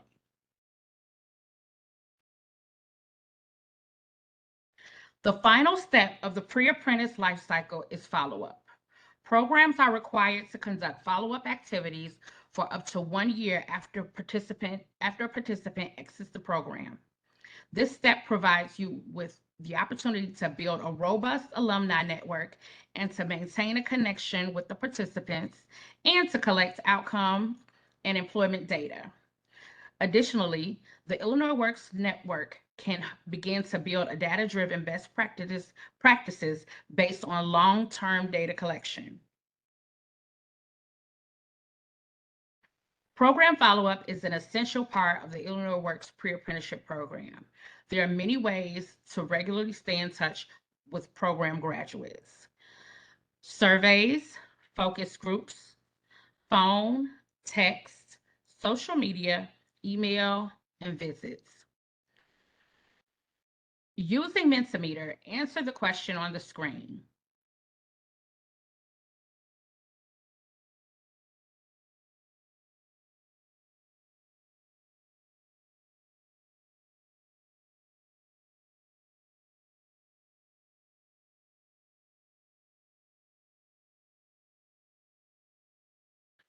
Okay, virtual meetings, calls then emails, webinars, face-to-face, phone calls, text, group me, social media, newsletters.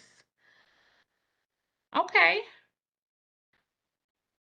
thank you. These are all good. Thank you for sharing that information.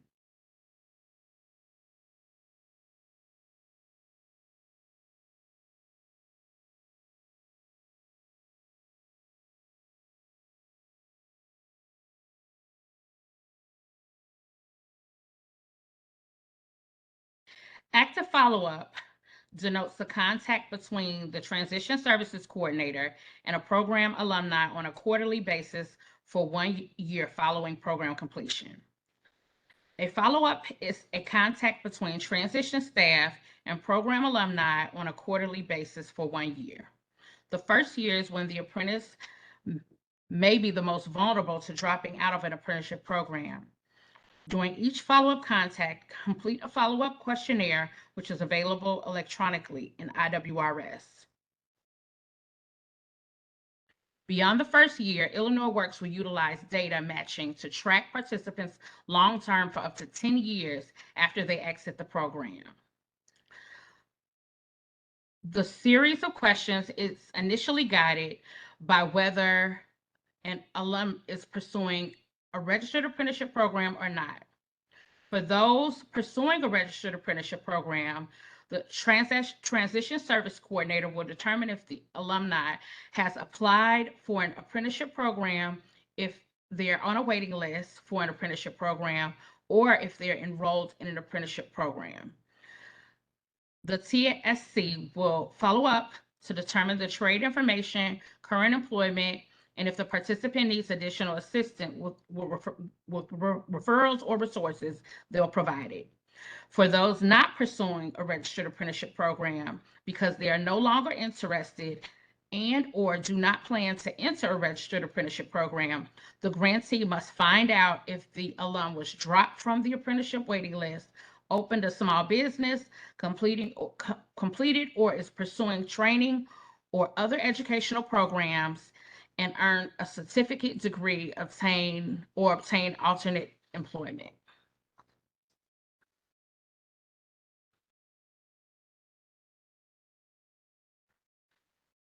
Active tracking. Once the completion status has been set and documentation has been uploaded, if applicable, the next step is to complete an active tracking questionnaire. This will take place roughly 3 months after the participant graduates. Of course, if contact is made prior to 3 months, the system will allow for questionnaires to be added outside of that 3-month window.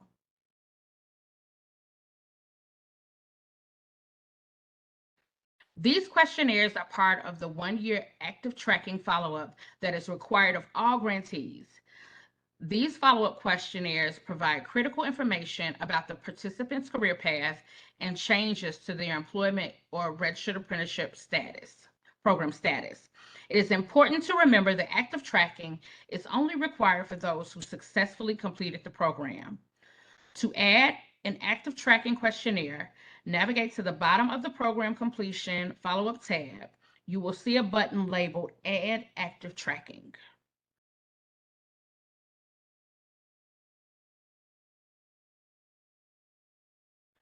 Follow-up services serve 2 main functions. Follow-up services are used for reporting and tracking program and participant data. Illinois Works follow-up process is non-traditional and will become a part of a longitudinal study to measure program goals and participant outcomes for up to 10 years. Maintaining contact with cohort participants is crucial for the longitudinal study. Therefore, follow-up staff members must have skills that enhance participants' desire to participate, reflect the importance of the study, and demonstrate enthusiasm and commitment to the study. More information about the longitudinal study is available in Section 12 of the 2025 Grantee Manual. Follow-up services and activities after apprenticeship and/or employment placement facilitate further development and boost retention. These follow-up services are an essential and integral part of the comprehensive longer-term goal to simultaneously promote participants' economic independence and economic development in the state of Illinois. We have another case study. Chris was successfully enrolled in a non-union pre-apprenticeship program. With family support, Chris's tuition was paid in full for the first year of the program. Approximately 6 months post-completion, the transition service coordinator contacted Chris as a part of the Illinois Works follow-up services and learned that Chris hates it. Chris still wants to be in the construction profession, but would like to work in a different trade. In the WebEx chat, answer the following question. What are the implications of this response for the transition service coordinator? So what does this mean for the transition services coordinator? Chris said he hates it. I like construction, but this is not the trade for me.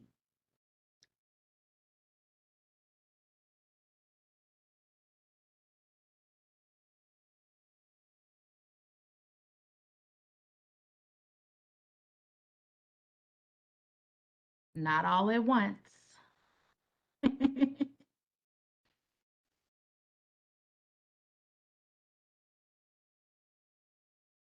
Okay. Okay. This is Ashley again. I would ask him what was his secondary choice again. Also see what other positions in the construction field that he may like. Like he might not want to do the physical part, but there are office positions in the construction field as well. So just asking him to broaden his horizon. Like the position he might be doing might not be for him, but let's see. Let's present him with other opportunities. Thank you so much for that. That is a good response. What about the courses that he took? Are they transferable?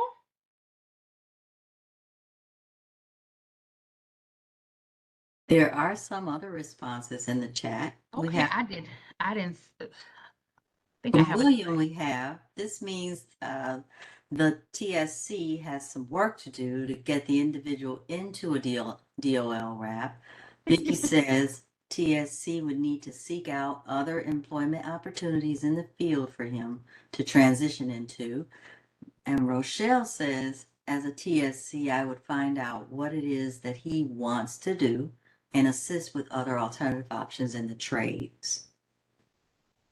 Excellent answers. Excellent answers. Thank you so much. Just as a note, both of Chris's goals are primary goals, and given this, it would not impact reimbursement. However, IWRS would need to be updated and would temporarily show that Chris dropped out until he started a new program, if that was a course that he went. But these are some of the things that transition services coordinators are facing on a regular basis. So, you know, when you go back to your agencies, you know, maybe have some of these questions for your team as well. Thank you again for the conversation, for the suggestions, and for the answers. We're going to talk about active follow-up services. Active follow-up services include, but are not limited to, referral to community resources. The participant is referred to community programs to assist in meeting needs that have been identified that cannot be met by other follow-up services, tracking progress in the apprenticeship program and or on the job, the process through which staff track a participant's progress as a new apprentice and or on the job, and identify any additional follow-up services that may be required or beneficial for the participant in completing an apprenticeship program, retaining employment, and or progressing further in the construction industry.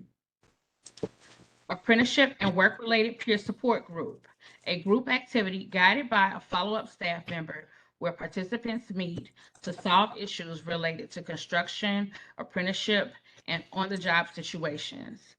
Assistance with apprenticeship and work-related problems. Working with the participant and apprenticeship sponsor employer to resolve problems to assist the participant in successful apprenticeship program completion and maintaining a job in the construction industry.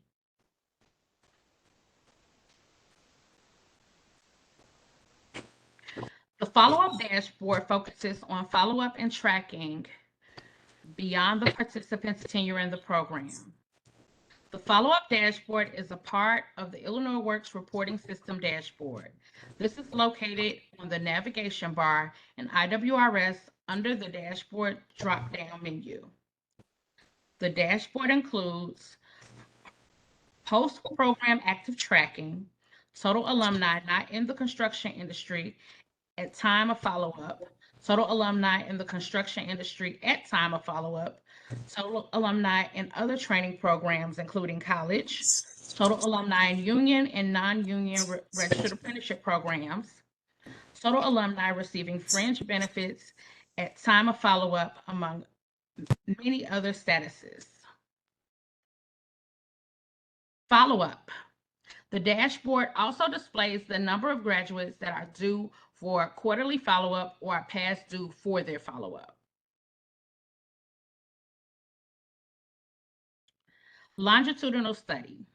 Illinois Works has a longitudinal study design, which means that evaluation studies will look at variables over an extended period of time to determine if we prepare pre-apprentices for entry into the construction and building trades, increase the entry of women, people of color, and veterans into construction and building trade apprenticeships, and increase the likelihood that women, people of color, and veteran apprentices will complete apprenticeships in the construction and building trades. These studies will support improvement plans, and this is a critical component of the continuous improvement philosophy of Illinois Works. The data from your follow-up activities will support these studies. Your timely and accurate follow-up during that period will be critical to the success of the Illinois Works longitudinal study. Just a reminder, follow-up activities are described in Section 8, Program Completion, Transition Services, and Follow-up. Are there any questions before we proceed to the feedback section? If so, please feel free to unmute your line or post your question in the chat. There was one comment that we did not get a chance to mention. Oh, okay. And this came from Nora, to get a good picture, and this is one of the case studies. Get a good picture of what they really want to do and then help them with that. Then assist him with how to proceed where he wants to go or what he wants to do. Excellent, excellent, excellent. Anybody would be glad and happy to have you all as transition service coordinators. Were there any questions about this section? There were no other questions. Thank you. Okay, information regarding upcoming Illinois Works pre-apprenticeship webinars and events are available on the Illinois Works Partner Guide main page below professional development. You can access this resource by using the link that is being shared in the chat now. If you have any questions regarding accessing the resources, you can put those in the chat. If you have some later, you can reach out to your grant manager. Be sure to make yourself and your staff available, as some of these are required sessions for your program.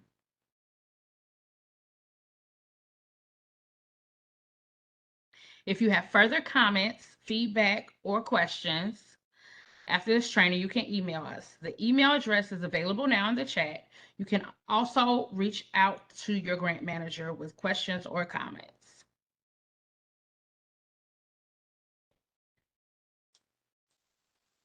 And if there are no additional questions, I am going to pass this on to my colleague, Jeff. All right. Well, I don't see any other questions in chat, and I just want to say thank you to Edwin and to Shar for such a great session today. Thank you for your time and the effort you put into it to making it valuable for everybody. We do have feedback we always like to do here at Illinois Works, and we like to get your feedback on how the session went. So we're going to go back into Mentimeter. If you would, continue back into Mentimeter, and we're going to have you actually respond to just a few short questions that give us the feedback to continuously improve. So the link for the to the Mentimeter has been put into chat for those on your phone or tablet. Otherwise, everybody else, just go to the bottom right of your WebEx down there to Mentimeter, and there's already been a question that's popped up. Please share your views on this training. Rating 1 to 10, 1 is the lowest and 10 is the highest. So let us know how everyone did today and what the feedback is here. We appreciate it. Again, all feedback is helpful and supportive for us. So we appreciate your time. Know this is a part of your day, and our goal is always that these sessions just make your life better and help you do what you need to do within the grant effectively, so you can get the best results for your program. So got 9 responses. I need about another 10, I think. So please go into Mentimeter. Give you guys a second to hop out there and get everybody's response to these on how the session was today.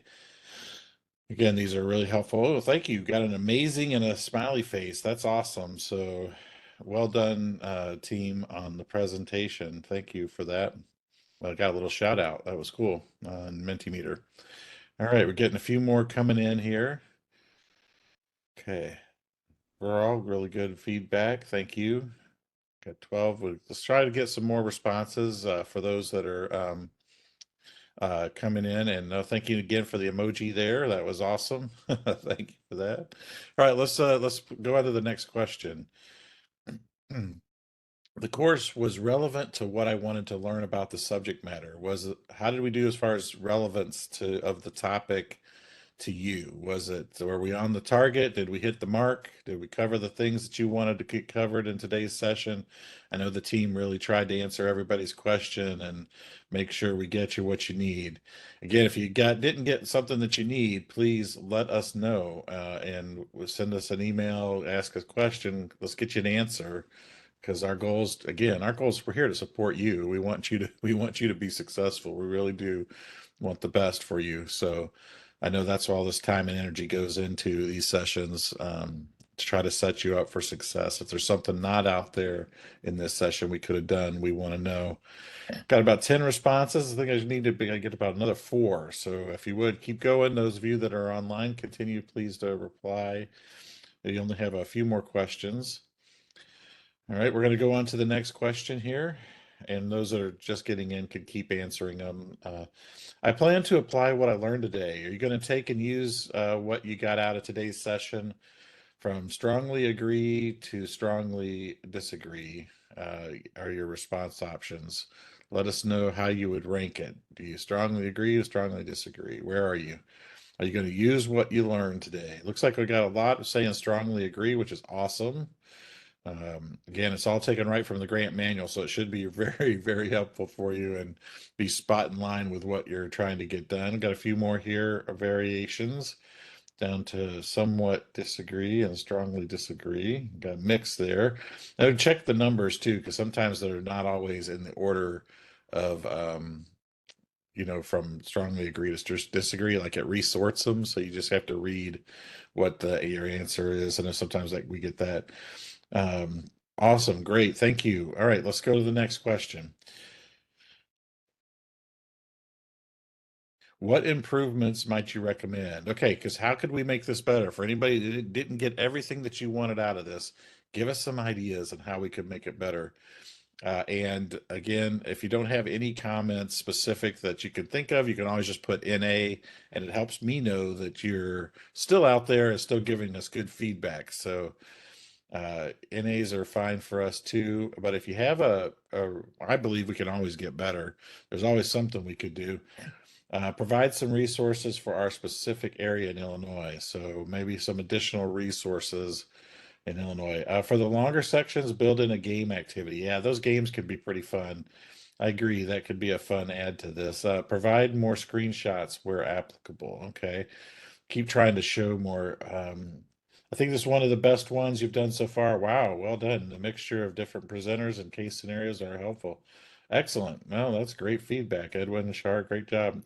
Sometimes to explain things is better than just reading it. Yep, absolutely. Additional resources, additional transition resources. Right. And so again, I encourage you to, I facilitate with Edwin the community practice. So let's make sure we take some of these into that community and see how we can help each other there too. Thank you for the feedback. Again, another NA. Let's go on to the next question.